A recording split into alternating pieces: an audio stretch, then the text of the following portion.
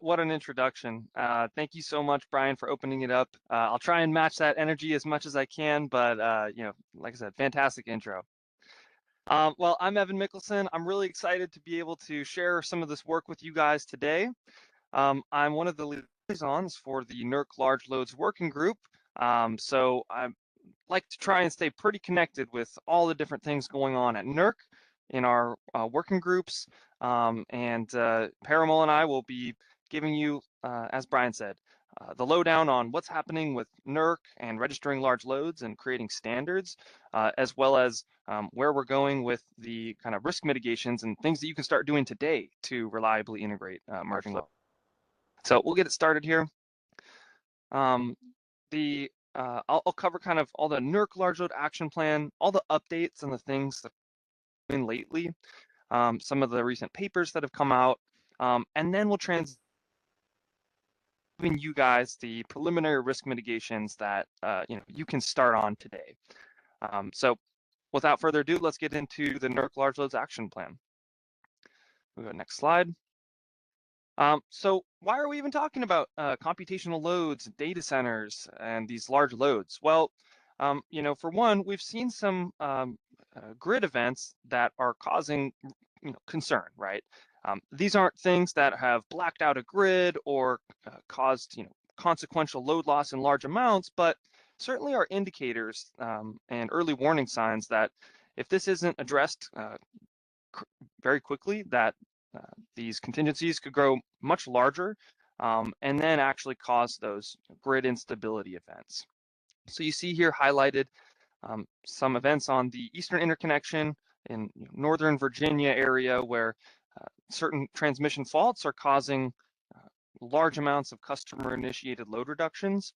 And that's a really key word there, because customer-initiated load reductions is quite different from load loss, where the mission system ceases to be able to reliably serve that load. It's more of a control and protection system on the side that are causing very vast amounts of load to be reduced, right? And we're seeing similar events in the Texas area with cryptocurrency mining customers also initiating those load reductions when they're exposed to normal transmission faults. So that's one reason why we're looking into large loads and why we continue to investigate. If we go to the next slide, it's also, so we've been looking into these. We've developed a lot of white papers, and I'll kind of walk through those in a second. But really want to highlight NERC's large load action plan encompasses a lot of things. So, of course, as you may have heard, we're going to be updating the registry criteria. So that means be a new type of registered entity that will be subject to these standards. So, of course, if you're going to develop a new registry criteria, you've also got to develop matching reliability standards for that new entity.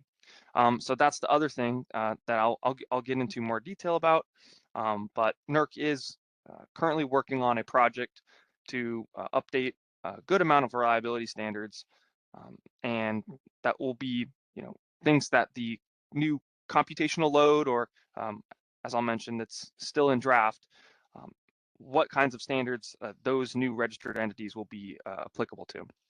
And then, of course, you can't have all of those things like registration and standards without technical insights. One, just publishing the scope of the risk and what gaps there might be in current standards, as well as developing those technical insights today.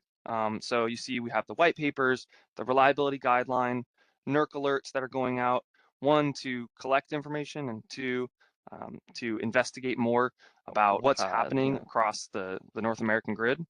We also have incident reviews, as I mentioned in the last slide, and of course, ongoing collaborative workshops and roundtables. So we'll go to the next slide. So now I'll get into some of those large loads working group deliverables that I mentioned on the last slide as the white papers, reliability guidelines. So go to the next slide. These were the first two papers that the large load working group was assigned. So characteristics and risks of emerging large loads, as I'm hopefully sure that you guys have all read this one by now. is an investigation of what are the risks of these new emerging large loads, and can we try and define them a little bit better? So, we go into computational loads, some other types of facilities like hydrogen production facilities, and it's all investigating what are the types of risks that we need to be aware of. And of course, not everything is going to warrant a new standard, but trying to assign some kind of scale and priority to those risks. And get a link directly to that paper. Now, in March, we also had the Assessment of Gaps white paper released, and that one goes all into, all right, if these are the risks, what kinds of gaps do we have in our standards and our practices where we may not be mitigating that risk, or we may not be satisfactorily mitigating that risk. So kind of the thesis statement of this paper on the right here is the existing standards and registry criteria do not adequately mitigate the risk from these new emerging large loads. And so naturally, what's the next step after determine that the gaps are too great and that you need to add someone new to the registry criteria is, of course, start writing those standards and start updating that registry criteria. So we'll go to the next slide. So those white papers that I just showed on the last slide, these are the papers that are already done, drafted out, that you can go look up today and go read that information. The 4 items that you see on the screen, these are all things that are in flight and should be done by the end of 2026. So you see the load modeling working group.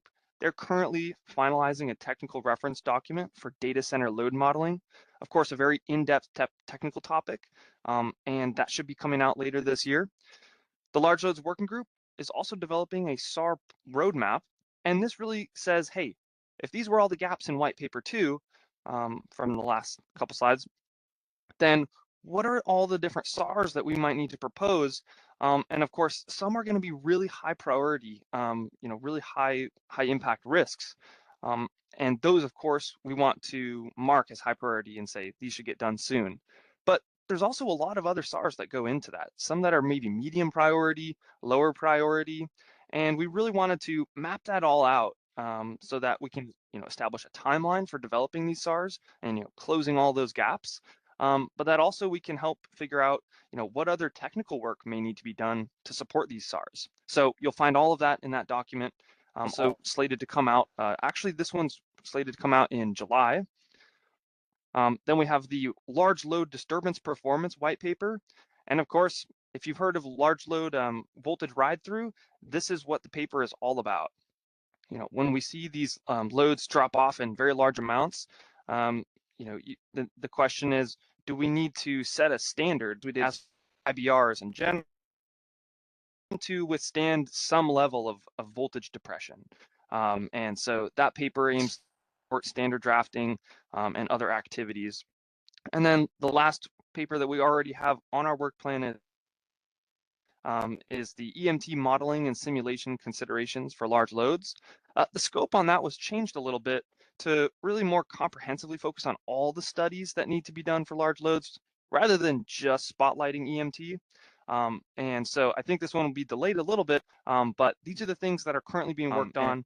Large Load Working Group is also looking at what are we going to do in 2027? What else is there for us to investigate and publish some work on? So always feel free to get involved in the Large Load Working Group and become a part of these work products. All right, so we'll go to the next slide. All right, so now I'll talk about the NERC alerts. Go to the next slide. So NERC alerts are a way for us to put out some guidance to industry in varying degrees, important, level 1, 2, 3. They're also a way for NERC to collect information. One of the things that we wanted to do with the level 2 alert, which we issued last year, was get a feel for what kinds of large loads are out there and in the queue. So there's NERC alerts are for us to issue that these key recommendations to industry, or you see in the level 3 alert, maybe essential actions to support BPS reliability, but also to collect information. So we'll go to the next slide, and I'll talk about the level 2 alert. So the alert went out last year. and we got all the data back early this year, and we created a summary report. So one of the key findings there, very similar to white paper number 2 that does the gap assessment, was, hey, I think there are not, I think, it was shown through evidence that the existing practices and processes in industry are just not quite ready for these large loads. So we identified a lot of gaps in there, and the report is pretty long. Would encourage you to check it out if you are looking for a pretty long read that goes into all the various different things that large loads, sorry, all the different ways that we may or may not be prepared for large loads and integrating them into the BPS. And so that was further motivation, kind of with that white paper on the gap assessment to say, all right, we really need to do something here. Industry criteria, update the standards. So then we also have the level 3 alert here on the right side. This one's currently been published, and we are collecting that data. So responses are due for registered entities by August 3rd, 2026.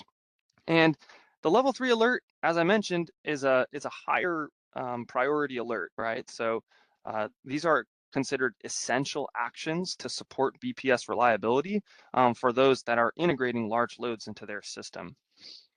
So we'll go to the next slide, and I'll talk through some of the specific mitigations offered in that level 3 alert. So there's 6 pillars here that the alert really focuses in on: modeling, studies, high-speed recording, commissioning practices, operational practices, and protection and control. So the alert goes into a lot of detail for each of these kind of pillars, and it really just tries to offer, hey, these are the really, really essential things that you need to do today to integrate large loads. Now, this level 3 alert also lines up very well with the project 2, which is the standards project that aims to create standards for these computational load entities. So we'll dive into that topic now. So we'll go to the next slide.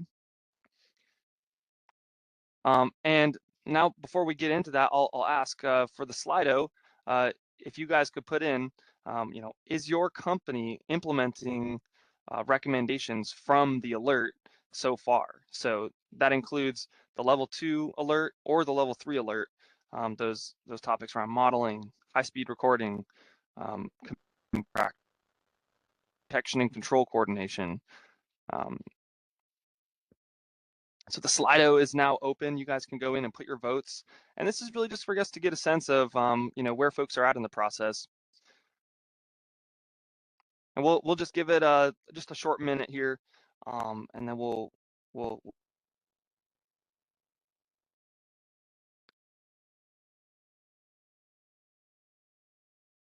see some folks getting in there. We've got like 10 votes already, rolling in a little faster.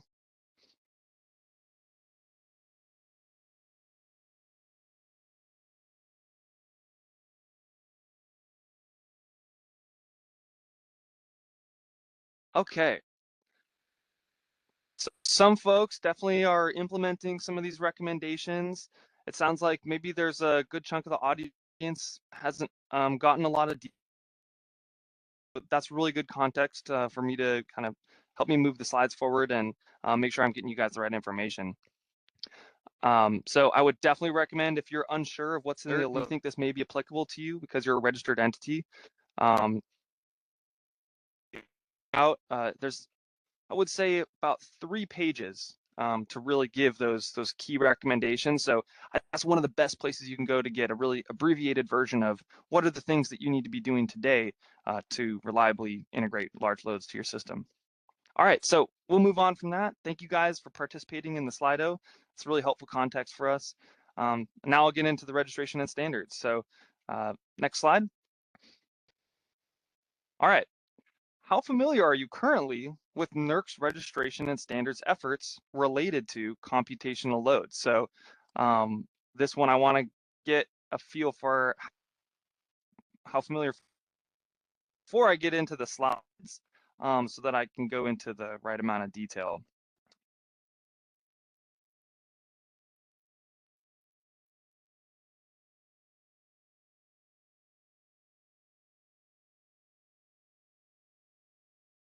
I think we'll do some for like 15 to 20 votes and then kind of make the call there and keep moving forward.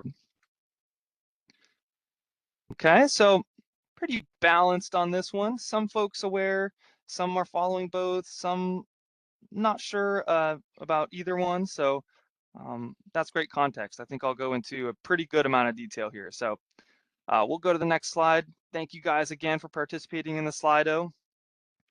All right, so for the folks who aren't familiar at all with this, NERC, as a result of the alerts and white paper, proposed a update to the registry criteria. And that says, hey, we're going to have a computational load entity, and that will be an entity that owns or operates these facilities, right? And these facilities would need to have over 20 megawatts of aggregated computational load and be connected at a point of interconnection over 60 kV. Now, there was a little extra piece there. It said, hey, it has to have at least 1 megawatt of IT load. So, computers, servers, these types of electrical components. Now, that suggested registry criteria was posted in April of this year.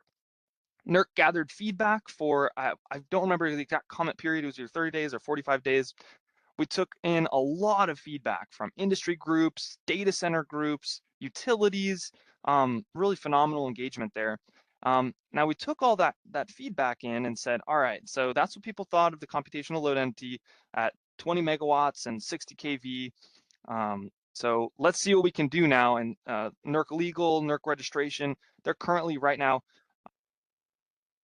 taking in all that feedback and updating this criteria. So in about August timeframe, they're going to the comments they implemented, the finalized registry criteria. So I think one of the big pieces of feedback was 20 is too small, and they're carefully looking at what the exact megawatt threshold should be. We recognize that it's a big deal on both sides. If you're the utility or the data center, this is very impactful. And they're also coordinating this with the standards project. Okay, if we need to do some extra posting after the standard gets approved or before it gets approved, then in October, they're reserving that to have an additional comment period if that is required. So hopefully I've given you guys enough to feel confident to go communicate to your company about what's happening with the registration of computational loads. All right, we'll go on to the next slide. Hey, Evan, real quick, before we move off this slide, we did have a question coming in through this Slido. Usually we wait till the end, but regarding, this 20 megawatts and this 60 kV or greater point of interconnection, where does the meter play into this? So does this also count behind the meter, or is it just truly the size and where it's connected to the high voltage? Yeah, so that's a great question. We certainly don't aim to register net load, right? So 500 megawatts generation, 520 megawatts of load, that would still count as a 520 megawatt, computational load. So definitely not counting any netting or, what is at the meter or not. It's what is the facility itself, just like we would do for a generator. Great question. All right, well, with that, I think we can move to the next slide. So it's great if you have a new registered entity called computational loads and, they're registered, you're aware of them, but it's not worth a lot if you don't have actual things for them to do to be a part of enhancing the reliability of the bulk power system. So we've been working on project 2026-02 since earlier this year. In May, they got the final standard authorization request form approved from the standards committee at NERC. They have been drafting like crazy and meeting every week. They've had a couple in-person engagements already. There's another in-person engagement scheduled for July. And that's all in the hopes to get to a Q3 posting for a 45-day initial comment period with a 10-day ballot. So look out for that incoming very soon. And of course, if you want to engage with the standards project, there's all kinds of opportunities for observers to get involved. And following this through to the end of the year, because there's not a lot of other time after this Q3 posting, we'll also have a Q4 posting with a 30-day additional comment period with a 10-day ballot. And then we're also looking at later in Q4 having a 10-day final ballot. And then in December 2026, the final goal is to present it to the NERC Board of Trustees for adoption. So if you guys are familiar with the standards project or the NERC standards development process, this is really an incredibly fast pace. And with that being said, I think it's important for me to encourage you all to give as much feedback as you can as early in the process as you can, so that we can make the best use of these comment periods and make sure that we have something really great to present to industry by the end of the year. So key next steps, we've got drafting team meetings scheduled in July that folks can even go to in person. Of course, limited seats there. And you can also get involved with the standards short-term advisory group. And we've got other opportunities for engagement there. So now for folks who were unfamiliar with the standards process at NERC, I've got you fully caught up. And of course, you can all find these pages related to registry updates and standards updates on the NERC Large Load Action Plan page. Okay, I'll go to the next slide. So now I'll talk briefly about the reliability of the preliminary risk mitigations we're offering, but besides just the NERC level alert, NERC level 2 and 3 alerts. Hey, Evan, real quick, I'm gonna interrupt you once again. I hate doing this, please. but we did have some questions about the new standards, because this is really interesting and exciting. So the new standards, do they have like a new prefix, or do we not know yet? Like, we're familiar with like PRC standards and IRO. Like, are this gonna be like a new prefix that we don't even know about yet? Yeah, that's a great question. I would say there's definitely more information over on that project site, and it's continually evolving. But what they've currently done is CLE 001, CLE 002, and CLE 003. And they're split up kind of by the processes that are involved in each. So CLE1 goes into interconnection standards, modeling data, all that good stuff, commissioning processes. CLE2 really focuses on the operations time frame, communications between the utility and the load owner and operator. And then you're going to have in CLE3 the as well as protection and control coordination. So really trying to bucket it up by the different focus areas, but they're all involving computational load entities, TOs, TOPs, BAs, RCs. Folks are involved pretty much across the board. So, okay, anything on security on those regarding remote access or perimeters or anything like that, or is that still coming? Yeah, at the current time, I believe there are any SIP standards in the initial 3 proposed, but they're certainly included in the SAR roadmap being drafted by the Large Loads Working Group for a near-term item that just isn't part of this first standard. Great question. All right, let's get into the guidelines. Sorry to interrupt you. No worries at all. All right, we'll go one more forward. Okay, so similar to the level 2 and 3 alerts, we're trying to get out best practice can. So this reliability guideline hopefully does that job well, and it's best practice guidance. It's not mandatory in any way, but this guideline is intended to supplement some of the new reliability standards. And so we'll go to the next slide. Of course, you can scan that QR code and find the report. So, where does this reliability guideline really sit in the grand scheme of things, right? NERC is trying to build a bridge here. We recognize that at the very start, there was like this huge ravine between us and reliably integrating large loads into the BPS.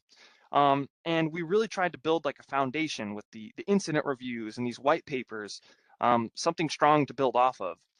And we recognize that, the end game is new and modified standards and new registry criteria. And this reliability guideline and these NERC alerts, that's really building this middle part of the bridge so that we can connect things, and get to where we're going. But we need something in the meantime to help us mitigate risk. So that's really what this reliability guideline and the alerts are for. So now I'll get into the part of the presentation where Parimal and I give you those initial risk mitigations, and we'll go into kind of varying levels of technical detail here. So go to the next slide.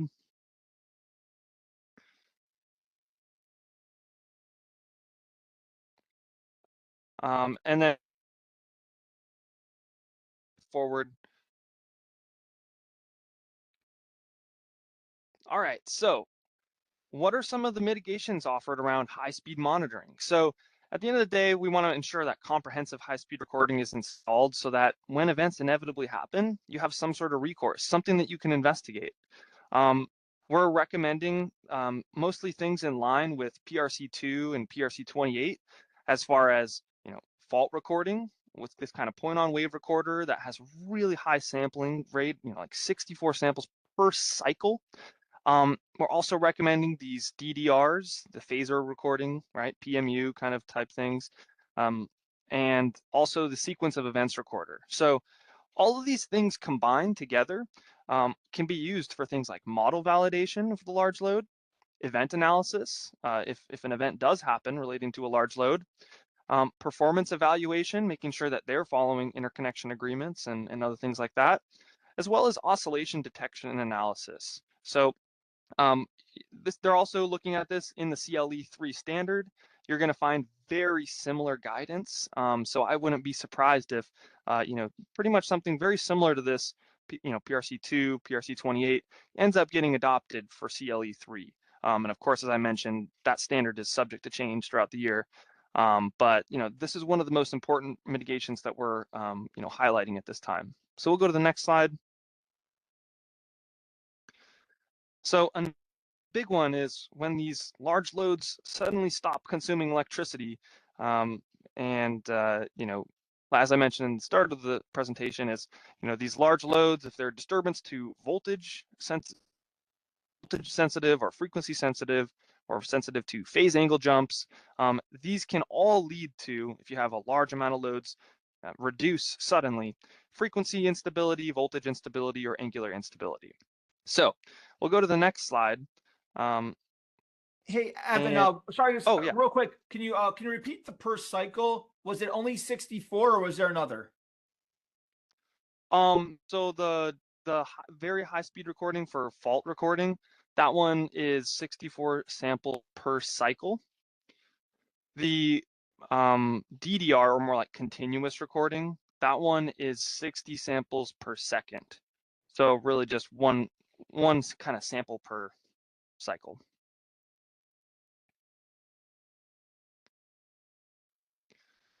Okay, so regarding that risk to system stability from loads suddenly tripping offline, these are the things that we can do. So we need really good models that demonstrate the real protection and controls that lead to these customer-initiated load reduction events. So you can see I have this diagram on the right where the voltage is kind of represented as this blue line on how many buses away you are from the fault.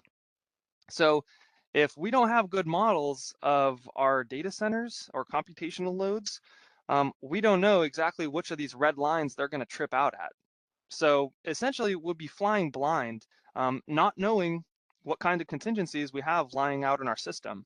And so that's why I kind of put 3 different lines is you don't know how many data centers are going to trip because you don't have that good model. So we're and Parimal will talk about this in more detail, but we're recommending the power electronic reconnecting and ceasing model as one of the ways to really simulate this thing that's happening out on the grid with these computational loads. So we'll go to the next slide. And so the other thing is, once you have a good model, you know when it's going to trip. Well, now we want to establish some limits for when is it allowable for these customer-initiated load reduction events to happen. Of course, every system can only take so much load loss at once before it becomes unstable. But we also recognize that the amount of load that you can lose at one time kind of depends on, one, the system, right? The Eastern interconnection being a lot bigger. They've got better frequency response, but it also kind of depends on the local area. And so, we're recommending that folks do these studies to identify what are the stability limits for their system or for their area, to have, gigawatts of data centers or computational loads tripping offline all at once, right? We need to make sure we're studying that, creating operating limits so that we can keep the system stable. Okay, so we'll go on to the next slide. And I'll hand it over to Parimal. He's going to go into more detail about these dynamic models and some of the interconnection requirements that have been coming out from companies so far. So Parimal, take it away. Thank you, Evan, and thanks for the great content you had. And good morning, good afternoon, everyone. I'm Parimal. I work in the Engineering and System Performance Group at RF.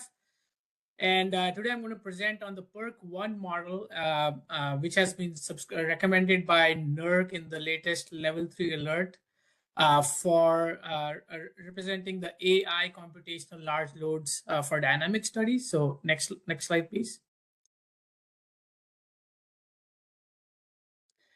So why do we really need a new model to represent these AI computational large loads? So to go into more detail on that, so one of the very unique feature of these AI computational large loads is that they have a special protection and control feature where they can disconnect from the grid to protect their hardware at a certain voltage level, and they can disconnect and reconnect with a ramp. And not in a instantaneous fashion. So to represent this very unique behavior, the industry looked at the latest and greatest dynamic load model that is available, and that's the CMLD load model, which is the composite load model. And the composite load model, as it stands, does not really provide all the parameterizations required to represent this kind of behavior. So that's why the industry went ahead and provided or came up with this PERC-1 model from a previously existent EV charger model that was developed a few years ago. So that was used as a framework to develop this PERC-1 model. And basically, essentially, the main features that it represents that are not a part of the CMLD load functionality is essentially it provides the ability to emulate the disconnection and reconnection of these large loads. Most importantly, it provides a timer logic, which is a seize and reconnection timer, essentially saying that if the voltage is below a certain threshold for the seize logic, if the voltage is below a certain low voltage threshold for a certain period of time, then you can disconnect the load in portions or in its entirety. And the same thing applies for the reconnect logic, where if the voltage is higher than a certain voltage threshold for a certain time duration, then the load can essentially, the AI computational large load can essentially reconnect to the grid with a user-defined ramp or what the facility really demands. So this essential functionality separates this PERC-1 model from the CMLD load model. And also one more functionality that PERC-1 model has, which really emulates the reality of these AI computational large loads, is its voltage dependent behavior, which means the consumption of the large loads, these AI computational large loads, varies with voltage because of something called as current limits. And what that really means is, as a lot of you folks here know today, that these AI computational large loads have UPSs, which are uninterruptible power supplies, which are essentially composed of power electronic, which is basically a device composed of power electronic components. And they have current limits essentially for the hardware that it uses, the power electronic components. So to emulate that, essentially below a voltage threshold or a voltage limit, you cannot extract more current from these power electronic converters or devices. So this current limiting aspect of the UPS has been represented as a voltage dependent power consumption behavior in the PERC1 model. So that's an additional very important aspect of the AI computational large load that is basically emulated by this PERC1 model. So next slide. So this is an example plot of how this PERC1 model behaves. So the plot above is essentially voltage at the POI of the large load being studied in this example test case, and the plot below is essentially the active power consumption of the AI computational large load. So as you can see, as the voltage drops during a disturbance or a fault, the consumption dips very quickly to zero, and that's pretty much in line with what you would expect during an extreme fault. The consumption should almost go to zero, but if this dip was not this intense, maybe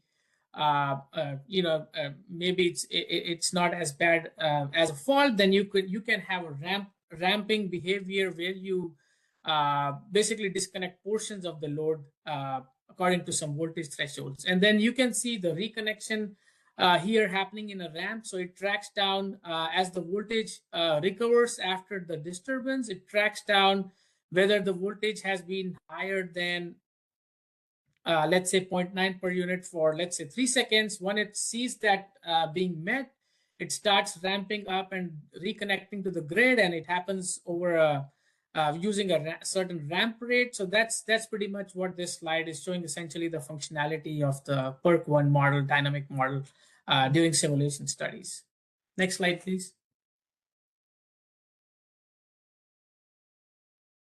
So one of the very important aspects of parameterizing, when we talk about PERC1 model, it's very important to understand how do we parameterize this PERC1 model for correctly for performing analysis or dynamic studies. So one very important aspect of AI computational large loads is UPS, which is the uninterruptible power supply. It's basically a power electronic component that essentially looks at the grid conditions and performs various actions in order to ensure that the hardware on the data center or the data center side is protected. So it essentially operates in these 4 different modes, which is the double conversion mode, which is the normal mode, essentially where all the power electronic components in the UPS, which is the rectifier, the DC link capacitor, and the converter, they are essentially being utilized in this mode, and it's essentially tracking the grid conditions and essentially providing and essentially using this power electronic path to then provide the voltage, essential voltage to the hardware on the other side of the which is the campus, AI computational data center campus. So in this, the way you would parameterize the PERC1 model is different than what you would do for other modes, which is, for example, the eco mode, where you're bypassing the power electronic path, where essentially the UPS senses or that the power quality or the grid conditions are very healthy. So it bypasses the power electronic path. Essentially, it's all done to maintain high efficiency, because if you go to the power electronic path, you have some losses. So if the UPS detects that the grid conditions are very healthy, it can choose to bypass the power electronic path, and it's always in the backup, where as soon as a disturbance happens, it will transfer to the power electronic path very quickly, or as soon as there is some kind of power quality event, such as it senses higher harmonics being injected or being in the voltage at the POI, then it kind of transfers to the power electronic path very quickly. So this is the eco mode, and in this, the way you would set those voltage thresholds to disconnect and reconnect is different than it would be for a double conversion. And similarly, bypass is where the UPS is under maintenance, so you directly are basically feeding the load, the AI computational data center load, directly through the grid, so there is no UPS in the way. And then the battery backup is essentially when instead of the grid feeding the load, you have a backup generator or a battery on campus that is essentially feeding the data center load. So these are 4 different operations of the UPS, and based on the pre-disturbance setup for this UPS, the PERC1 model needs to be parameterized accordingly. Next slide, please. So this is just an example of 2 manufacturers of these UPSs, and this slide essentially shows how different the parameters can be going from one manufacturer to other. So essentially, the crux of this slide is to be very careful about not setting generic parameters for the PERC1 model. It should be kept in mind what manufacturer's UPS is being used for a campus understudy. So that's what essentially this slide shows. So next slide, please.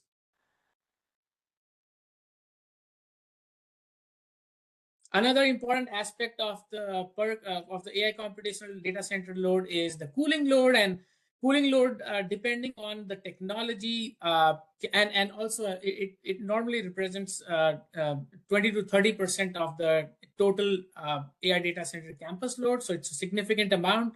So it becomes a factor as to how do we model these cooling load, as it cannot be really ignored.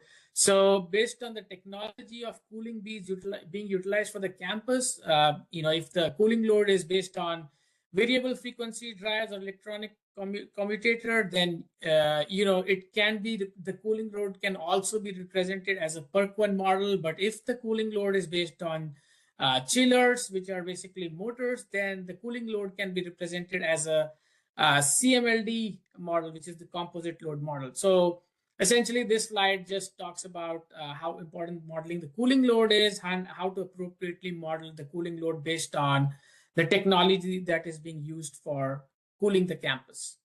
Next slide, please. So now I'll talk about large load interconnection requirements in different organizations. So next slide, please.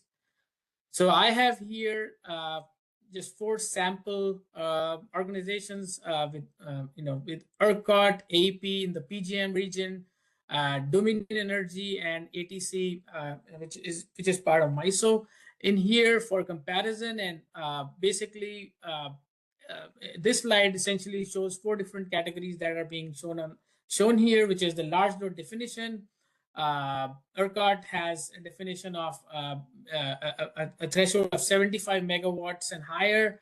And if the electronic component is greater than 50%, greater than equal to 50% per electronic component, then it's characterized as a large load. And then AEP has, in the PJM region, has a fixed threshold of 75 megawatt, Dominion 50 megawatt, and then ATC 200 megawatt.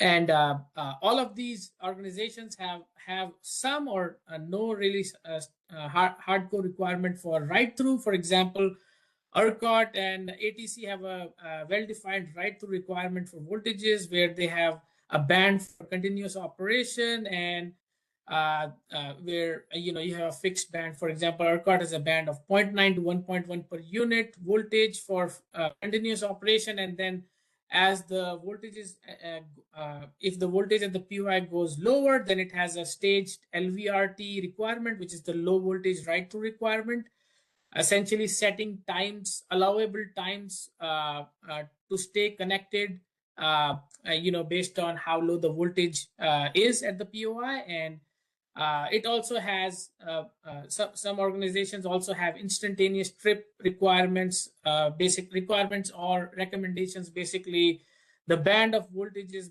beyond which the data center AI computation load can trip from the grid.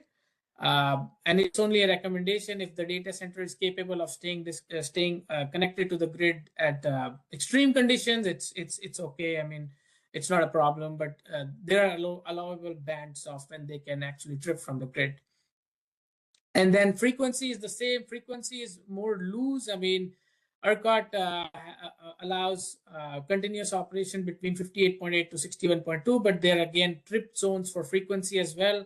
I think below 57 hertz or above 61.8 hertz, ERCOT allows these AI computational large loads to trip from the grid. And based on my research, none of the other organizations had a hardcore frequency right through requirement. But they would, as per my understanding, they would study it as part of, analyze it as part of the interconnection study. And if there's something that's not very favorable for the grid at the POI, then they would provide recommendations accordingly.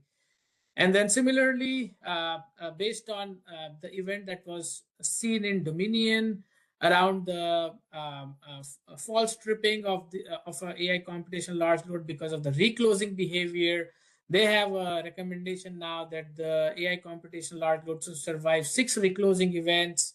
And they also recommend increasing the voltage sag timer, for short-term voltage sag timer to 80 to 120 milliseconds.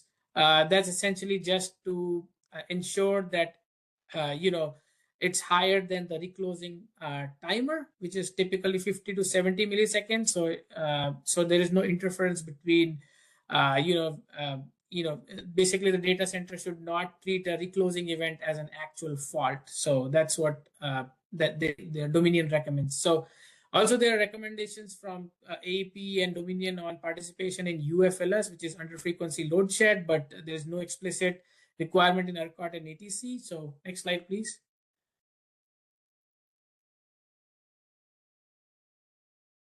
There are requirements on post-fault active power recovery.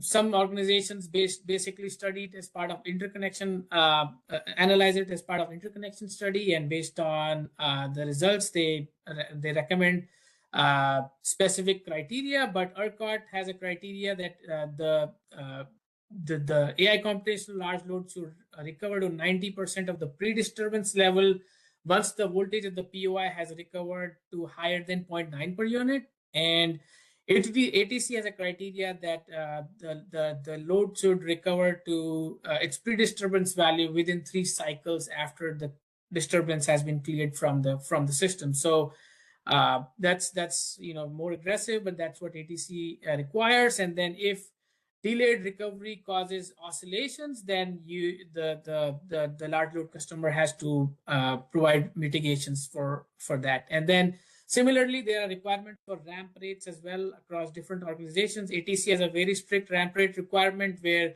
you cannot have a step change of 25 megawatts in terms of the large load step. And then there are specific ramp rate requirements that have been mentioned in the slide. And then going on to oscillations, as a lot of folks here might be aware of, that large loads impact oscillations in a couple of ways. One is to already interfere with already or kind of worsen already existing oscillation modes, specifically inter-area modes, where if a large load is interconnecting at a POI that is worsening an existing inter-area mode of oscillation, then obviously there needs to be analysis around that. And also a lot of you folks also know that these AI computational large loads ramp up and down extremely quickly based on their training behavior, and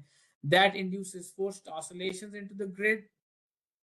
And that those oscillations can those fast ramp up and ramp downs can actually create torsional interactions with nearby conventional machines or synchronous machines. So that can damage the turbine governor systems of those synchronous machines or conventional machines. So these assessments are required in ERCOT, Dominion, and ATC as well. AEP did not have a specific study for studying these phenomena, but yeah, most based on my research, most of the organizations are looking into this aspect, and they require either only positive sequence phasor domain, which is PSSC or PSLF based studies, or EMT as well. So based on the region of where the large load is interconnecting, essentially. Next slide, please. And this last slide for me essentially talks about the remaining three categories, which is power quality, telemetry, and monitoring, as well as some additional requirements. Essentially, most of the organizations require these computational large loads to meet flicker as well as harmonic requirements, which is IEEE 1453 and IEEE 519 standards. They also require, Dominion and ATC also have a requirement on step change in voltages. Essentially, if the large load gets disconnected in its entirety, what's the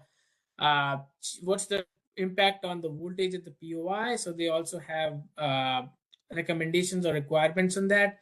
Then, as far as monitoring is concerned, most of the organizations require telemetry to monitor and communicate with these large load customers, and Dominion also requires PQ monitors to be installed at these large load sites, which are the power quality monitors essentially.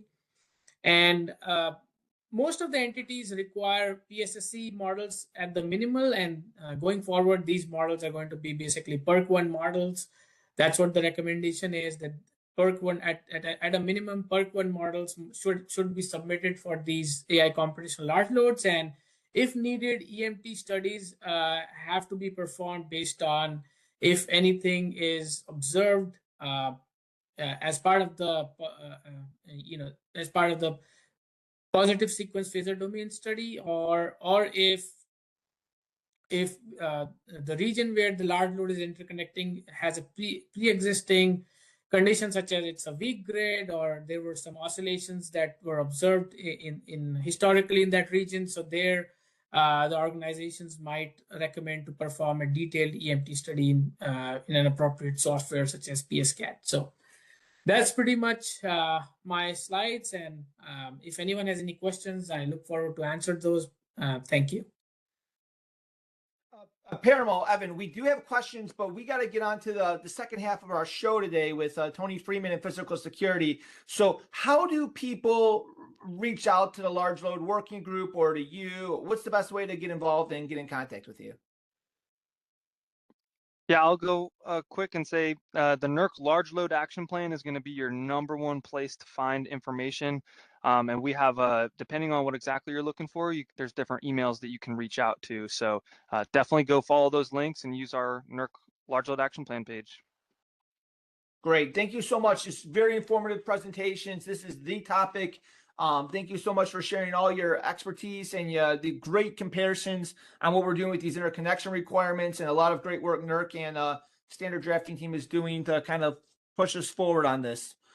Without any further ado, though, we are going to get into the second half of our show today, and hopefully I saved them enough time